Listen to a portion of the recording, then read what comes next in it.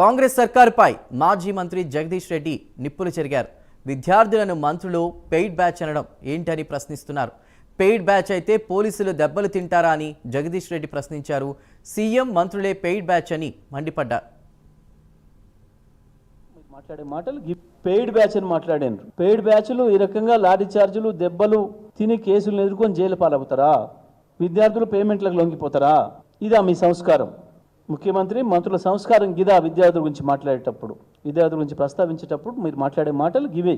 నిజమే, paid batch ఎవరు? మీరు ముఖ్యమంత్రి మంత్రులు.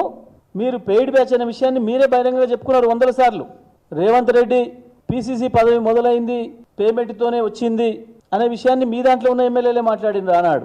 మంత్రి పదవి కావాలంటే ఇంత పేమెంట్ చేసి రావాలి అని చెప్పి మీరే చెప్తున్నారు. మంత్రి పదవి కావాలంటే మూట తీసుకొని ఢిల్లీ పోవాలనే మాట మీరే చెప్తున్నారు.